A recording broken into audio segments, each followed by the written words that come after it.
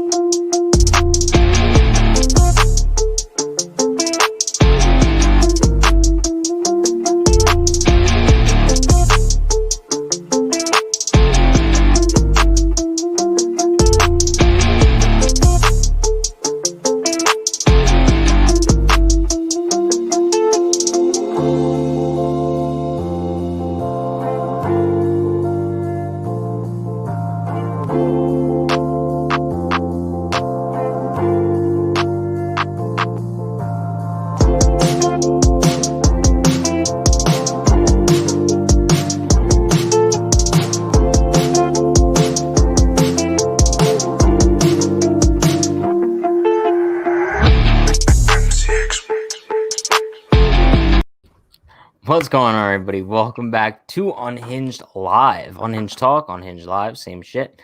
We're back again after another miserable Yankees loss. It just seems like they just don't stop coming at this point. There's no positives with this team. Usually when we go live, when we talk about this team, we find a little bit of positive light. There's no positive light tonight. They're a laughingstock at this point. Before we get started talking about the game, let's just recap it a little bit. Garrett Cole was dominant through about 5 innings, I believe. After that, kind of shit the bed a little bit after an absolute bomb to, I think it was DJ Peterson. He was 0 for 17. No, it's DJ Stewart. That's the point. Like, I don't even know this guy's last name. Before he hit that home run, he was 0 and 17. 0 for 17 to start the season. He hit another bomb later on in the night. But after the error made by Thairo Estrada at third base, it just seemed like all hell broke loose for Garrett Cole. I don't think tonight's loss can be pitted against him. He had 0 run support. They're basically just giving him the Jacob deGrom treatment at this point. As well as he could pitch, if you don't score any runs, he can't win a game. So yeah, he didn't have his best stuff tonight, but he did only give up 1 earned run. He gave up 5 runs as it is, but that's not under his control. But yeah, offense was lifeless. DJ sat down tonight. But I think the first topic I want to touch on tonight is that Garrett Cole deserves better. We know that he has not been the best since coming to the Yankees, but tonight he had some of his best stuff we've seen from him all season. And the fact that the team didn't even give him 1 run of support while he was in the game is pathetic. And you need to give your ace better when he's on the mound. I mean, it's not only runs, they didn't even get any hits. Their first run didn't come out to what? The top of the 8th, top of the 9th by Clint Frazier home run. And even the dugout looked dead when he hit the home run. It's like they were ready to go back to the hotel room. Yeah. Shout out to Jalen, giving a shout out to Brian's shirt. He's looking handsome tonight. But yeah, I mean, it was absolutely lifeless. I mean, also it's like Baltimore doesn't have good pitching whatsoever. No. It's not like we're going up against an ace. This kid was a rookie that they were going up against. And I mentioned it in our group chat that we talk in during the game. After the first 4 hitters in the Yankees lineup tonight, you have nobody. I mean, after Clint was batting cleanup tonight, so then after that you got Gary, and then after that I don't even know who batted. I think it's Thairo Estrada. I mean, these are just automatic outs. So it doesn't really matter who. It doesn't matter if Glaber and Clint get on base. You know, Gary and Thairo and Miggy aren't getting you in. Those are automatic outs. So then when you have Garrett Cole on the mound, it's a shame that you waste that start because you can't get on base against the Orioles, who after yesterday, I'm pretty sure they had like a 16-game winning streak against. Did they not? It's pathetic. Something like that. Absolutely. And I think pathetic. it was yesterday's chat when they said that Torres was going to come back today. I was like, even with Torres, they're still going to lose because I don't know if you guys see the repetitive history with the Yankees. Whenever a player has a great spring training, but for this year we have a great summer camp, they never pan out during the season. First, it was Greg Bird, who had an amazing spring training a couple of years back, and he was injured. And he was injured in the regular season. This year, it's Estrada. Estrada did a phenomenal during summer camp. The guy can't even hit a ball. He can't even hit an 85-mile-per-hour fastball down the middle. So yeah, it's sad. But that's the thing. Like, it shouldn't be on Estrada to get these runs in. I mean, like, no, I know it's not on Estrada. It's the whole team. Dude, I mean, we have to talk about Gary Sanchez. I mean, the dude is batting 130, a blistering 130. He went what 0 for 4 with 4 strikeouts today, something like that. He's just it's just awful. It's terrible. I can't watch it anymore. Like, they have to do something. I don't know if it's bench him for a week or what. I mean, we do have 2 other catchers on the roster. We could handle it. And not that I think that they're great options either, but I mean, anything is better than Gary at this point. He's an automatic out, and they're not doing anything about it. Like, you got to fit him or something. Send him to Pennsylvania. Yeah, I don't think they'll ever do that, to be completely honest. I mean, I think it would actually be beneficial for him and might be a wake-up call because Gary Sanchez, he started off the season very slow, and many people were like, Gary has his cold streaks, and then he has his hot streaks. We have yet to see a hot streak from Gary Sanchez this season. It just seems like he's digging his grave deeper. Every game he plays, that's another inch of dirt that he lifts up off the ground. Yeah, so I want to stress, like, I'm a big Gary Sanchez fan. Like, I've defended him nonstop. I'm a Sanchez guy. Like, you're a Kraft guy. I'm a Sanchez guy. But I can't take it anymore. Like, we're hitting 130. You have to do something, or sit him. Just sit him. Sit him for a week. Let him clear his head. I don't know. Do something. Nothing else is working. Yeah. Have him have another meeting with A-Rod. Let's see how that goes. It's just pathetic.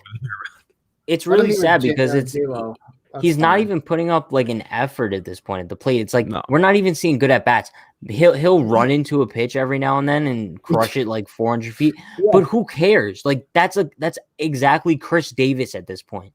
We don't need a guy who bats 120 and hits a home run every 35 at bats. No, I'm sorry. Like, I know he came in clutch against the Mets, but like, Gary has not been there all season. And then when you want to give him a day off from catching, you don't need him as your designated hitter. Like, why are you taking up the DH spot with a guy who can't hit? And then you bat him 5th in the lineup. Like, I'm no fan of Brett Gardner. Everyone should know this at this point. But Brett Gardner puts up better at bats than Gary Sanchez at this point. It's all analytics, my friend. But what analytics say that Gary Sanchez is a good hitter this season? Honestly, what analytics say that? I'm dying. He's batting 130. If you look at baseball back then to now, a player will be on a cold streak and they'll still play every day. But here nowadays in baseball, if you have a hot streak, you can have a 13-game hitting streak, and your coach would still bench you basically because you're not great against left-handed pitching. So at this point, this team is atrocious. I can't watch them anymore. Like, I'm honestly, it's like, the Islanders, for the first time in 27 years, are advancing to the Eastern Conference Championship. They'll choke. Brian, take a sip of your water in your usual cup you use for every podcast, and then good. All right. On another note, I wanted to get into the Yankees defense a little bit. There's no doubt, even going into the season, the Yankees had questionable defense with Gleyber at short. My main issue with the defense is the Miggy experiment in left field.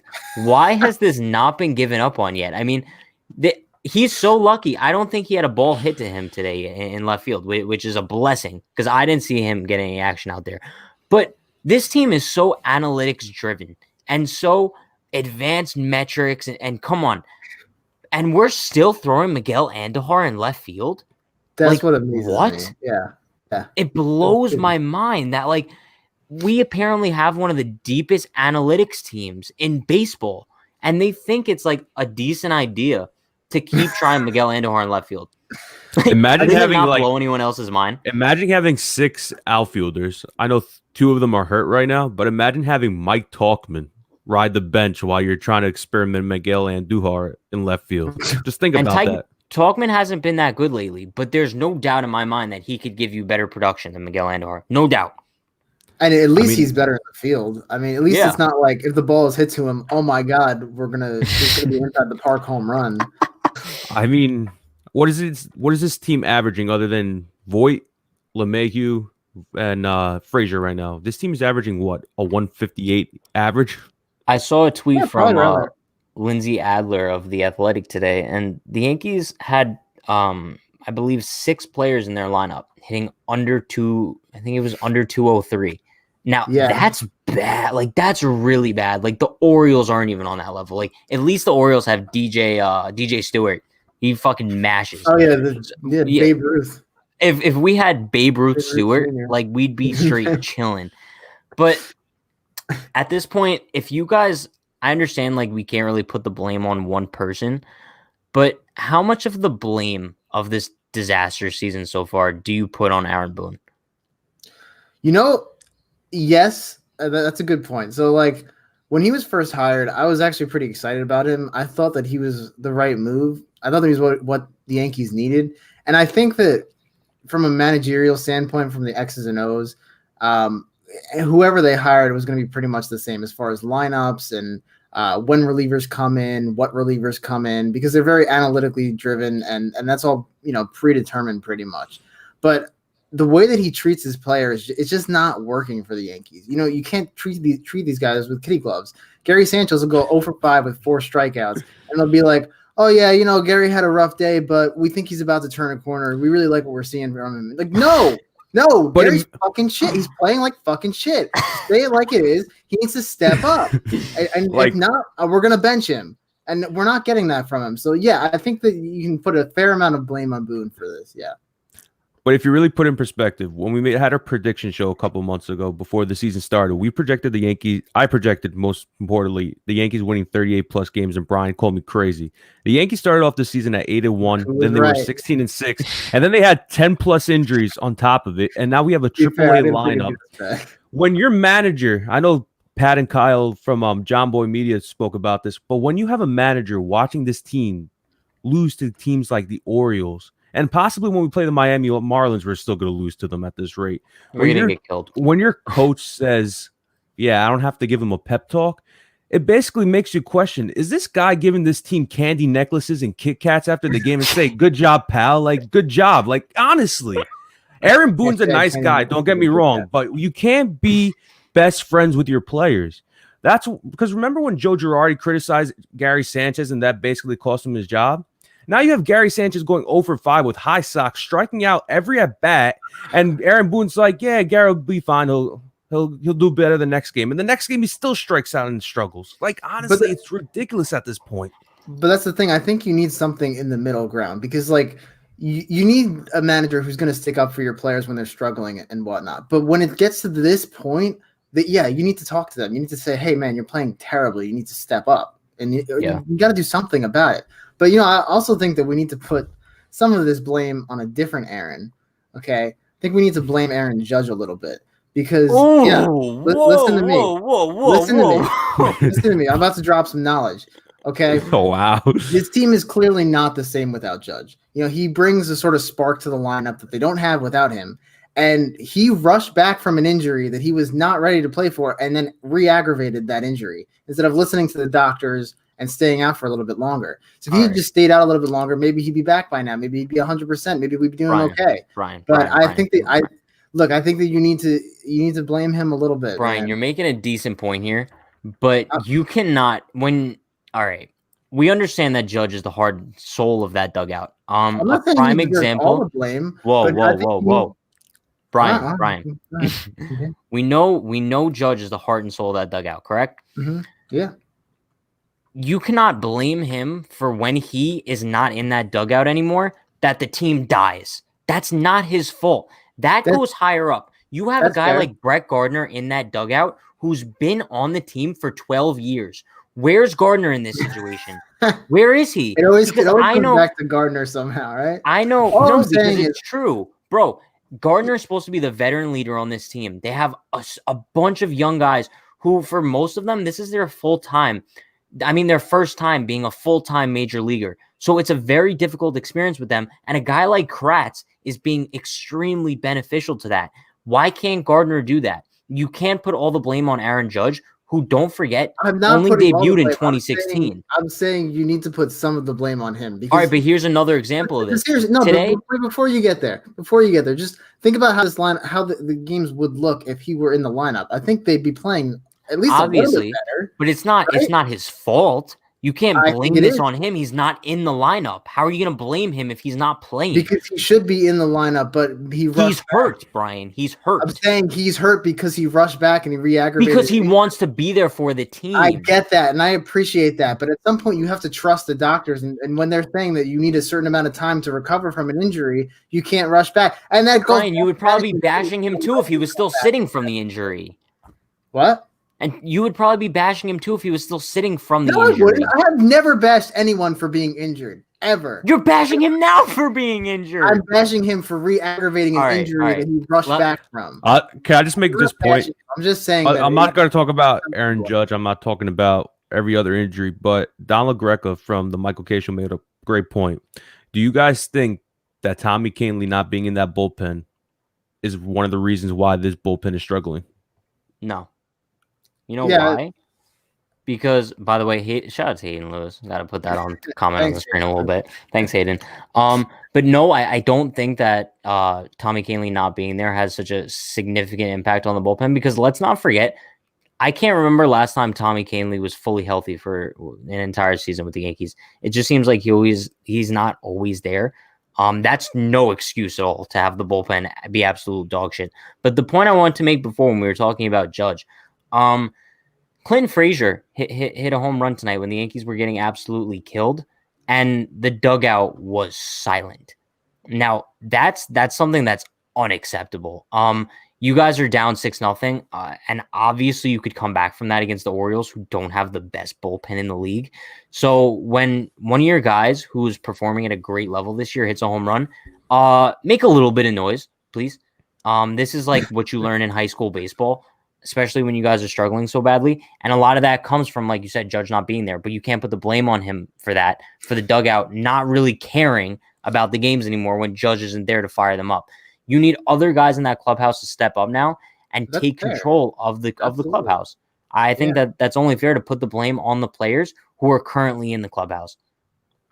Like, honestly, there needs to be a voice in that dugout. Whether it's the manager, whether it's Guardy, or whether it's a rookie, I don't care. There needs to be some voice that goes. It shouldn't have to be a rookie. It shouldn't have to be a rookie. It just has to be somebody at this rate, because you can't be losing to the Orioles, having the guy you gave $324 million going solid 5 innings. This is one of his best starts of the season, like Pat said before.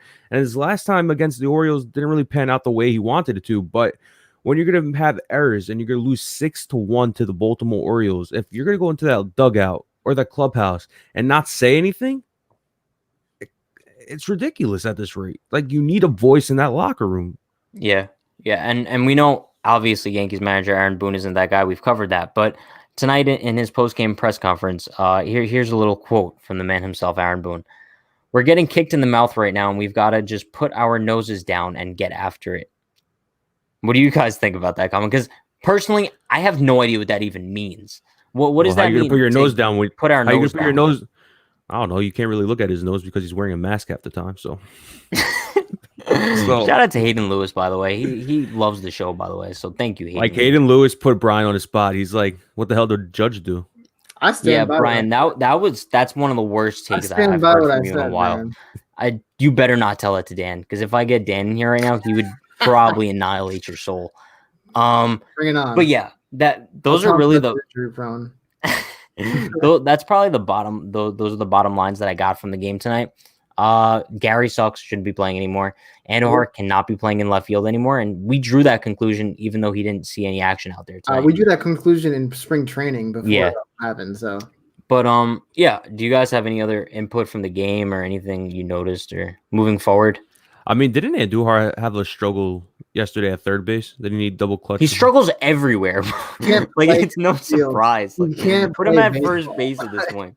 But all I have to say is the Yankees are going to get pummeled by the Blue Jays. Yeah, But The Blue it's Jays sad are a young because team who wants Can't it. wait. it's sad because in a 60-game season, we all looked at this September schedule and be like, it was going to be an easy, breezy part of the schedule where we just roll it right into the playoffs. Yeah. But at this rate, are the Yankees even going to make the playoffs? Because right now the Rays are hot. The Blue Jays are pummeling the Red Sox right now, so the Yankees might not even make the playoffs. So I do know that after tonight's game, the Yankees are only 3 games in front of the Baltimore Orioles. Now they have one more game against the Orioles tomorrow. So if they lose tomorrow, they'll only be 2 games in front of the Baltimore Orioles. Let's just put that into perspective a little bit. This point because the Red Sox and Blue Jays are currently in the 9th inning. The Blue Jays are up by 1. So if the Blue Jays win tonight, they will be a game and a half up on the Yankees and in firm control of second place. And the Tigers, we got to keep an eye out on the Tigers on the schedule now because they're 17-20. We're only 2.5 games up on the Detroit Tigers. So everyone stand pat. We have a playoff race in September. The Yankees are fighting for that 8th seed. You know, it'd be funny. You projected the Yankees having the best record and choosing the worst team to play in the first round of the playoffs. The Yankees would be the worst team to have that 8th spot, and the Rays would choose to play the Yankees, and the Yankees would probably get swept in the first round of the playoffs. Yeah, no, this is laughable. That we're watching the Tigers and the Blue Jays on the scoreboard this September. It's really pathetic. But what else are you going to say? Something needs to change. As much as we have a rivalry with the Rays, I give major props to both teams. They're all a bunch of I give props to them too. They care. You know what, Brian? Screw you. You're the one who said this is judge is the reason why we're struggling right now. No. Shout out to the Orioles. Shout out to the Blue Jays. Shout out to the Tigers. These are young teams who see a playoff opportunity. They aren't just taking it for granted. They understand that all you have to do is get in. Once you get in, anything can happen. And the Yankees think that it's just like Michael Kay said tonight. They assume that it was a birthright after their hot start to the season. And now I don't know when they're going to get the wake-up call that the postseason, even though it's expanded this year, it's not a birthright. And they're in trouble. So on that note, I think that's going to wrap it up for us tonight. Be sure to check us out tomorrow, next day after that. We pretty much do live stuff every day. And on that note, we will see you guys next time. Have a good one.